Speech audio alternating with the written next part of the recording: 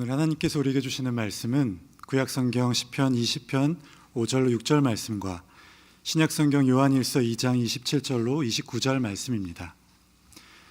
이제 시편 20편 5절로 6절 말씀과 요한일서 2장 27절로 29절 말씀을 봉독합니다. 우리가 너의 승리로 말미암아 개가를 부르며 우리 하나님의 이름으로 우리의 깃발을 세우리니 여호와께서 내 모든 기도를 이루어 주시기를 원하노라. 여호와께서 자기에게 기름 부은 받은 자를 구원하시는 줄 이제 내가 아노니 그의 오른손에 구원하는 힘으로 그의 거룩한 하늘에서 그에게 응답하시리로다. 너희는 주께 받은 바 기름 부음이 너희 안에 거하나니 아무도 너희를 가르칠 필요가 없고 오직 그의 기름 부음이 모든 것을 너희에게 가르치며 또 참되고 거짓이 없으며 너희를 가르치신 그대로 주 안에 거하라. 자녀들아 이제 그의 안에 거하라. 이는 주께서 나타내신 바 되면 그가 강림하실 때에 우리로 담대함을 얻어 그 앞에서 부끄럽지 않게 하려 함이라. 너희가 그가 의로우신 줄 알면 의를 행하는 자마다 그에게서 난 줄을 알리라. 아멘. 오늘은 우리 교회가 입교와 세례식을 거행한 날입니다. 그래서 오늘은 특별히 그 세례의 의미가 무엇인가 하는 것을 말씀을 통해서 같이 나눠보고자 합니다. 오늘 세례받은 7분의 교우들뿐만이 아니고 또 여기 앉아있는 모든 분들이 대부분 다 세례교인이라 이렇게 여겨지는데, 우리가 세례받은 사람으로서의 삶을 어떻게 살아가야 하는가 하는 것을 좀 알아보려고 합니다. 1855년 오래전인데 그해 11월 11일에, 그러니까 오늘이 12일이니까 하루 차이가 나네요. 덴마크의 철학자 키에르케고르가 42살의 젊은 나이에 요절을 하게 됩니다. 키에르케고르가 죽은 날이죠. 키에르케고르의 시신을 가지고 교회가 장례를 치러주려고 하는데 한바탕 소동이 일어납니다. 그 교회 앞에 많은 군중들이 몰려와서 장례를 절대 치를 수 없다고 소동이 벌어진 것입니다. 이유인즉슨 평소 이 키에르케고르는 교회를 부정하고 비난했던 철학자였기 때문에 교회가 그의 장례를 치러주면 안 된다라고 군중들은 생각을 했던 것입니다. 자연 장례는 지연되게 되었고 한 주일이 지나서야 우여곡절 끝에 키에르케고르의 죽음은 장례를 치를 수 있게 되었습니다. 그리고 그의 묘는 사람들에게 알려져 있지 않았죠. 왜냐하면 성난 군중들이 묘소에 가서 시신을 파헤칠 수 있다고 생각이 돼서 비밀리에 장례를 치렀습니다. 그 유명한 철학자 키에르케고르는 어떻게 교회에 있어서 공공의 적이 되었는가? 그것은 그의 작품 하나를 보면은 우리가 엿볼 수가 있습니다. 그의 작품 가운데 동양학자의 아내라고 하는 작품이 있습니다. 동양학자라고 하는 것은 아마 동양에 있는 상형 문자를 연구하는 학자였던 것 같은데 그의 아내의 이야기입니다. 하루는 그 아내가 저녁밥을 맛있게 준비해 놓고 가족들이 앉아 있는데 남편을 불렀습니다. 서재에 있는 남편에게 와서 저녁 먹어라 그랬더니 남편이 응답이 없어요. 자꾸 먹어라 와라 그랬는데 남편이 오질 않으니까 서재에 들어가 보니까 남편이 연구에 이제 몰두하고 있는데 새로운 점을 하나 문자에서 발견을 한 거예요. 이 고대 문자에서 점 하나가, 그동안 못 보던 점 하나가 있어가지고 너무 기뻐하면서 그것을 연구하느라고 정신이 없는 겁니다. 아내가 화가 나가지고 거기서 뭐 하냐고 빨리 밥 먹으라고 그랬더니 자꾸 재촉을 하니까 남편이 화를 냅니다. 아니 이 여자가 세상에 중요한 게 뭔지도 모르고 그렇게 밥 먹으라고, 지금 이게 얼마나 귀한 거를 발견을 했는데 그러냐고 막 야단을 치니까 아내가 가만히 있지 않고 대듭니다. 세상에 중요한 게 뭐냐고, 가족들하고 밥 먹는 게 제일 중요하지 그 연구하는 게 뭐 중요하냐고, 옛날 글자를. 그래가지고 막 티격태격 싸우다가 싸움이 심해졌습니다. 아내가 너무 힘들어서 큰 한숨을 쉬었답니다. 후 하고 한숨을 쉬었는데 그 한숨 바람에 그 글자의 점이 날아가 버리고 만 거예요. 갑자기 없어진 거예요. 웬걸 그렇게 귀한 게 갑자기 없어졌는데 보니까 이 남편이 이 학자가 즐겨 피던 그 담배에 담뱃재가 떨어져서 점같이 보였다라고 하는 아주 짧은 꽁트 이야기입니다. 키에르케고르이 그 이야기를 통해서 교회에 던지고 싶었던 메시지는 당시 교회와 교인들은 허무한 것을 쫓아 평생을 시간 낭비하는 사람들이다 라고 하는 것을 얘기하려고 했었던 것이죠. 필요 없는 것들, 중요하지 않은 것들을 교회와 교인들은 쫓아다니느라고 애를 쓰고 있다 하는 겁니다. 키에르케고르는 정말 무신론자일까 아니면 독실한 기독교인이었을까? 여기에 대해서 많은 사람들의 평가가 엇갈리지만 중요한 것은 그는 그 당시에 교회가 엉뚱한 일에 관심을 갖는다고 안타까워했던 철학자 중에 한 사람임에 분명했습니다. 그는 제가 볼 때는 그가 신앙인이다라고 저는 생각을 하는데 그의 신앙을 잘 나타내는 작품이 하나 있습니다. 그 작품이 기러기라고 하는 또 짧은 글인데 여러분 그 키에르케고르이 활동하고 있던 그 덴마크에는 또 다른 라이벌 같은 아주 유명한 사람이 글을 쓰고 있었습니다. 그 사람의 이름은 우리가 잘 아는 안데르센이었습니다. 이 사람은 이제 동화를 쓰면서 이제 아이들에게 이제 좋은 이야기들을 이렇게 써주고 유명한 사람인데 그 안데르센의 작품 안에는 기독교를 전하는 내용이 밑바탕에 깔려 있습니다. 그래서 그 기독교적 내용을 아이들에게 이제 얘기하는 것이죠. 그 동화를 써가면서 우리가 잘 아는 미운 오리 새끼가 대표적인데 이 미운 오리 새끼 내용 다 아시죠? 오리가 이제 어미 오리가 알을 품는데 누가 이제 그 백조의 알을 하나 갖다 놓지 않습니까? 그래서 같이 품었는데 여기서 새끼가 나오는데 거의 못생긴 좀 등치도 크고 못생긴 녀석이 나오는 거예요. 오래도록 걷지도 못하고 뒤뚱뒤뚱하고 그래서 이리 치고 저리 치고 구박만 받고 있는데 성장을 하다가 어느 날 갑자기 날개를 펴니까 하늘을 나는 백조가 됐다 하는 그러한 이야기이죠. 이거는 그리스도인의 정체성을 얘기하는 동화입니다. 그러니까 아이들에게 얘기해 주는 거죠. 우리가 이 땅에서 고난을 받고 고통을 받고 좌절하고 힘들게 살아가는 그리스도인이지만 우리의 정체성은 하늘을 나는 백조와 같은 존재다. 우리는 오리가 아니다 라고 하는 이야기를 해주는 거예요. 어떻습니까? 기분 좋으시죠? 우리는 오리가 아닙니다. 우리는 백조입니다. 이리 치고 저리 치고 무시당하고 그렇게 살지만 여러분 우리는 그런 존재가 아닙니다. 우리는 하늘을 나는 백조라고 하는 겁니다. 이제 그런 가르침을 주는 거예요. 이러한 가르침에 키에르케고르는 불편했습니다. 아니다. 그러면서 쓴 작품이 기러기라고 하는 작품인데 이 기러기의 내용은 이런 거예요.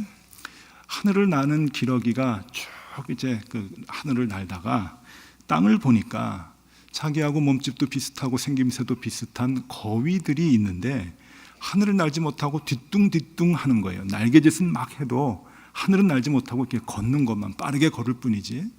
그래서 불쌍하다 싶어가지고 기러기가 땅에 내려와서 날개짓을 가르쳐 주는 겁니다. 이렇게 해라 저렇게 해라 하는데 날개짓을 많이 이렇게 해도 결국은 거위가 날지를 못하는 거예요.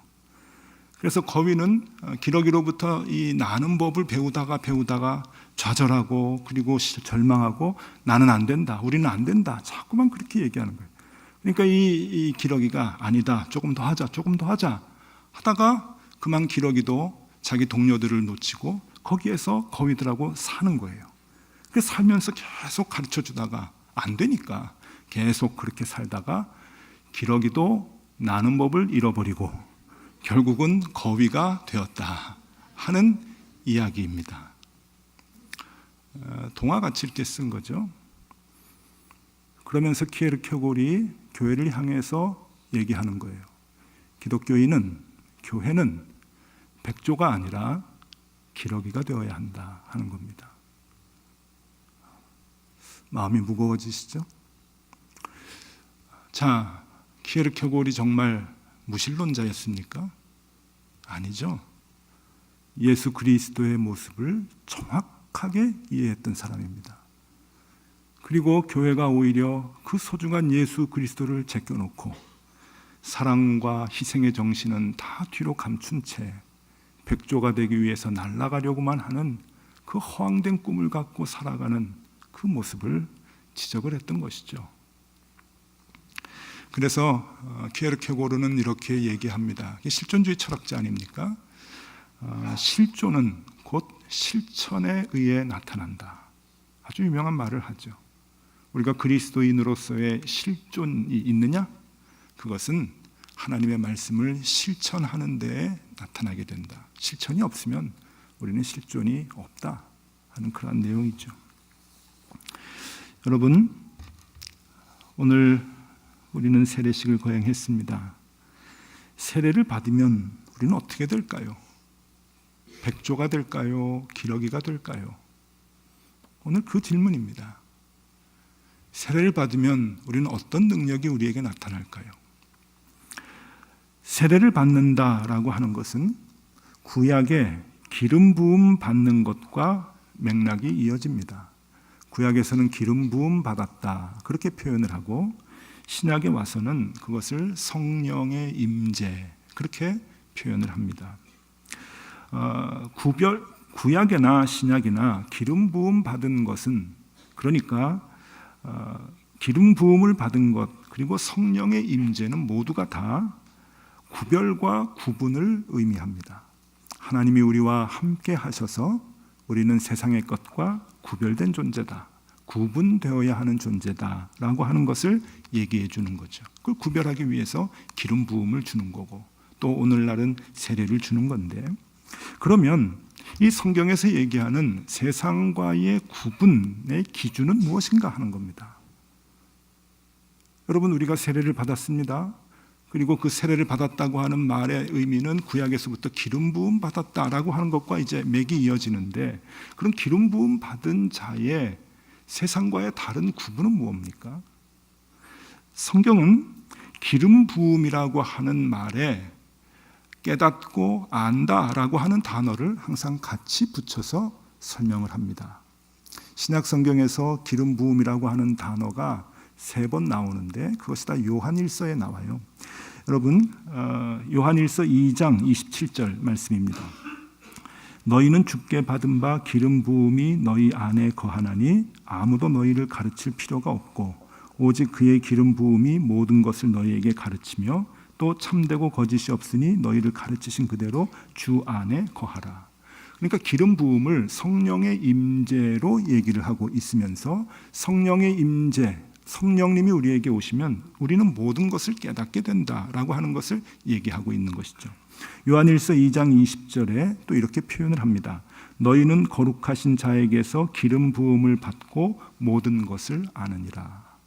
그러니까 우리가 하나님께로부터 기름 부음을 받는다, 또 하나님의 것으로 구분된다라고 하는 것은 하나님의 뜻과 하나님의 마음을 깨닫게 된다고 하는 것이에요.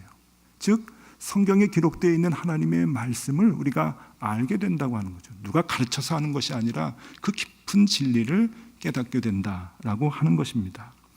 깨닫고 아는 것, 그것이 중요한 것은 그 말씀대로 깨달은 대로 실천할 수밖에 없기 때문에 그런 것이죠. 그래서 우리가 기름 부음을 받았다라고 하는 것은 하나님의 말씀을 깨닫는 것을 말합니다. 기름 부음 받은 자들에게 나타나는 2가지 특징이 있습니다. 그것을 이제 오늘 말씀드리겠는데, 여러분, 이 2가지 특징, 우리가 하나님의 자녀가 된 이 구분된 삶을 살아가는 2가지 특징인데, 첫 번째는 성경을 좋아하고 읽게 된다고 하는 것입니다. 왜냐하면 그 성경을 읽을 때마다 깨달음이 있기 때문에 그런 것이죠. 성령님이 함께 하시고 기름 부음이 있으면 우리는 하나님의 말씀을 깨닫게 돼요. 그래서 하나님의 말씀을 즐겨 읽게 되고 읽는 대로 그 말씀에 깨달음이 있어 기쁨을 갖게 되는 것이죠. 연초에 창세기부터 1년에 일독을 하겠다고 피면은 어디에서 꼭 맡기시죠? 레위기 가면은 그래서 레위기를 리위기라고 얘기합니다. 다시 위기가 왔다. 이제 레위기 그러는데 그럴 것 같아요.